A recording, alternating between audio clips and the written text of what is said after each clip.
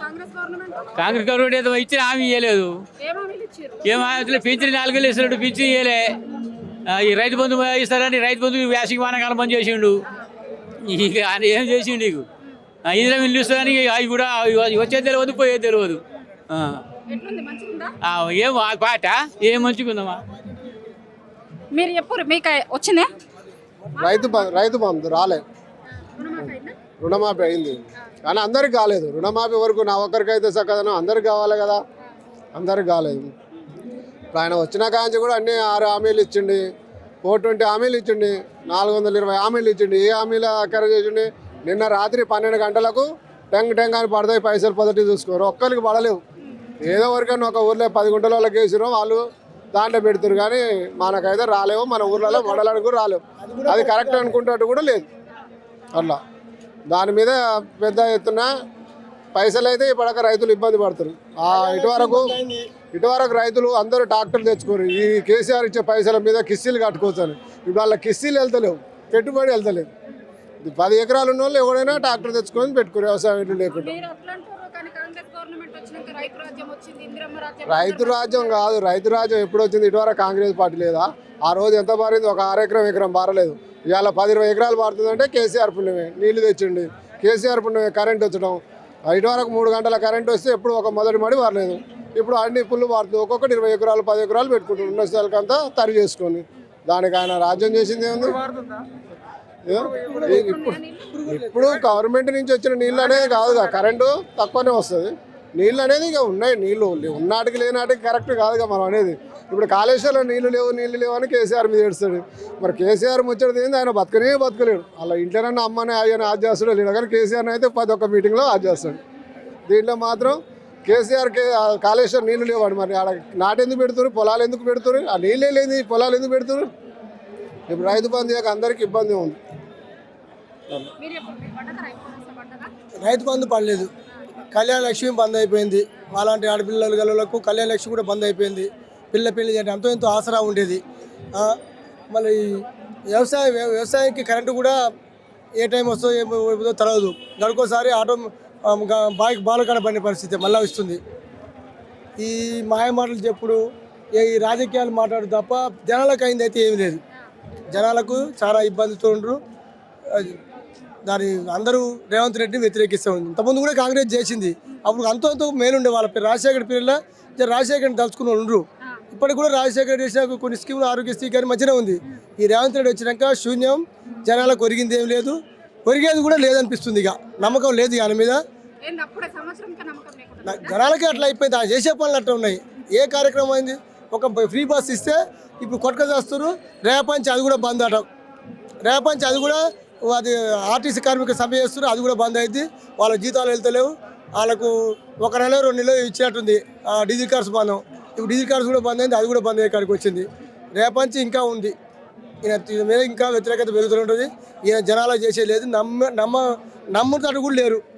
ఏమైనా మండలానికి ఒక ఊరు అని పేరు పెడుతుండు, ఆ ఊరికి ఇస్తే సరిపోద్దా? రైతు బంధు అంటే రైతులు అందరూ ఉంటారు, ఒక్క ఊరు ఉండరుగా.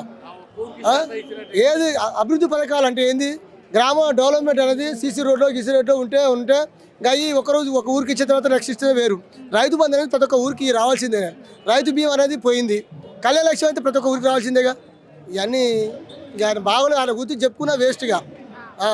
అసలు ఏంటంటే కక్కలేక మింగలేక కతిమ మంత్రులు రేవంత్ రెడ్డి మీద ఎవరంటే మా మంత్రి పదవి ఊడిపోతే ఉద్దేశంతో మాట్లాడుతూ తప్ప ఏం లేదు. ఇక శూన్యం. ఈరోజు నల్గొండ జిల్లా కేటీఆర్ మహాధర్నకు కేటీఆర్ గారు రావడం మా నల్గొండ జిల్లాకు చాలా సంతోషం. ఎందుకంటే ఈ నల్గొండ జిల్లా గతంలో కాంగ్రెస్ పార్టీ వెళ్ళిన నాడు నుండి ఈ రోజు వరకు కూడా ఏమాత్రం అభివృద్ధి చెందలే. మీరు చూస్తున్నారు, మీరు మీడియా ముఖంగా మా నల్లగొండకు సెంట్రల్ లైటింగ్ ఈరోజు కేటీఆర్ పుణ్యమే. అదేవిధంగా మా నల్గొండలకు మెడికల్ కాలేజ్ వచ్చింది. సాగర్ వాటర్ కూడా అందరి రైతులకు కూడా అందింది. అదేవిధంగా మెడికల్ కాలేజీలు, ఈ మున్సిపాలిటీ అభివృద్ధి కూడా కేసీఆర్ గారి ఘనత, కేటీఆర్ గారి ఘనతే తప్ప ఈ కాంగ్రెస్ పాలకులది, ఈ కాంగ్రెస్ మంత్రులది కాదు. రాబో రోజులలో కూడా మా రైతాంగం బాగుపడాలంటే ఖచ్చితంగా మా కేసీఆర్ గారు ముఖ్యమంత్రి రావాలి. దానికోసం తెలంగాణ రాష్ట్రంలో ఉన్న ప్రతి ఒక్క కార్యకర్త కూడా మేము కృషి చేస్తాం. మా నల్లగొండ కార్యకర్తలు, రైతులు అందరం కూడా రాబో స్థానిక సంస్థలలో ఖచ్చితంగా బీఆర్ఎస్ పార్టీని గెలిపించుకొని మా రైతులకు న్యాయం చేసుకునే విధంగా పోరాడదాం. జై తెలంగాణ. పేట మండలం మూడుదల మాజీ సర్పంచ్ భర్తను. ఈ తెలంగాణలో కాంగ్రెస్ ప్రభుత్వం వచ్చిన తర్వాత జనాలను ఏదో మాయమబ్బలు పెట్టి మాటలు పెట్టి రైతులను మోసం చేసి రైతు పట్ల ఏమాత్రం విశ్వాసం లేకుండా ఓట్లు వేసుకొని గద్దెకెక్కిన తర్వాత ఈ రేవంత్ రెడ్డి ప్రభుత్వం అన్యాయంగా ముంచి ప్రజలను దోచుకోవడం జరిగింది. రైతు బంధు అన్నాడు, మహిళలకు 2500 అన్నాడు, రైతు బీమా అన్నాడు, ఇంకా రకరకాలుగా హామీలను ఒక బస్ టికెట్ మాత్రమే ఫ్రీ పెట్టిండు. అందులో కూడా ఏమాత్రం కూడా మహిళలకు చాలా గౌరవం దక్కట్టు కూడా లేదు. సీట్లు లేక కొట్లాడుకొని బస్సులలో కూడా గొడవలు ఆడటం జరుగుతుంది. అటువంటి ప్రభుత్వాన్ని ఎమ్మటే గద్దె దించడమే కారణం అని చెప్పి ప్రభుత్వం ఇవాళ పోయిన ప్రభుత్వం టీఆర్ఎస్ ప్రభుత్వం ఉండే ఎంత చక్కని పాలన పరిపాలించిందో మన అందరికీ తెలుసు. ఈ ప్రభుత్వం వచ్చిన తర్వాత చాలా ఘోరంగా జరుగుతుంది. తెలంగాణ రాష్ట్రంలో పెద్ద దిక్కు లేని రాష్ట్రంలో మిగిలిపోయింది ఈరోజు. గతంలో మనకు పెద్ద దిక్కు లేక కేసీఆర్ సారు ఒక అనుభవంతుడు, గతంలో మినిస్టర్ చేసిండు, ఎంపీగా చేసిండు, స్థానిక ఎలక్షన్లలో ఒక 5-6 సార్లు గెలిచిన అనుభవం ఉన్న వ్యక్తిగా కేసీఆర్ గారు రాష్ట్రాన్ని మంచి అభివృద్ధి పదంలోకి తీసుకుపోయిండు మేడం గత 10 ఏళ్ల పాలన. కానీ ఇప్పుడు కొత్తగా వచ్చిన రేవంత్ రెడ్డి పాలన, ఆయనకు ఒక మినిస్టర్ చేసిన అనుభవం లేదు, గతంలో ఎలాంటి అనుభవాలు లేవు. కొత్తగా రేషన్ కార్డులు ఇష్యూ చేసారు మేడం. ఒక కాలనీకి సంబంధించి 800 ఓట్లు ఉంటే ఆడ ఒక 300 కుటుంబాలు ఉంటే ఒకటే ఇంట్లో 4గురికి అన్ని లబ్ధిదారుల పథకాలు వచ్చినాయి. నిజమైన నిరుపేదలకు ఒక గుడిసె ఉన్న ఒక ముసలాముకు ఆమెకు ఇల్లు రాలేదు.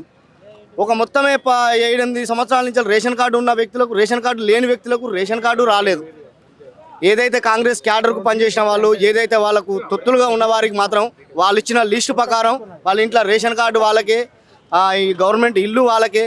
మళ్ళీ ఒకవేళ వచ్చినాక కూడా ఒరియన్న మిస్టేక్ అయ్యి ఒక కార్యకర్తలు వేరే బీఆర్ఎస్ కార్యకర్తలకు వస్తే 2వ విడతగా పెట్టి దాంట్లో నుంచి జలగట్టి ఆ పేర్లని మళ్ళీ తీసివేయడం జరుగుతుంది.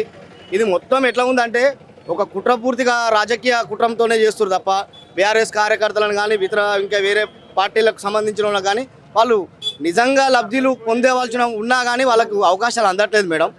కేవలం కాంగ్రెస్ కార్యకర్తలు వాళ్ళ వెనుక తిరిగిన వాళ్ళకు మాత్రమే ఈ పథకాలు మాత్రం వాళ్ళ ఇళ్ళకు చేరుతున్నాయి మేడం. ఇదైతే మంచిది కాదు. మీ ద్వారా ప్రభుత్వానికి కూడా తెలియజేస్తున్నాం, ప్రతి అర్హుడైన ప్రతి ఒక్కరికి పథకాలు అందాలి. గవర్నమెంట్ పథకాలు, ఇందిరమ్మ ఇండ్లు కానీ, రేషన్ కార్డుల పంపిణీ కానీ, ఇంకేదైనా కానీ. కానీ వీళ్ళు కేవలం ఒంటెది పోకడగా ఎమ్మెల్యే చెప్పిన వారికే ఫైనలైజ్ చేస్తున్నారు మేడం. ఇది మంచి పద్ధతి కాదు కాంగ్రెస్ గవర్నమెంట్ది. దీన్ని మీ ద్వారా అందరికీ చేయాలని కోరుకుంటున్నాం మేడం.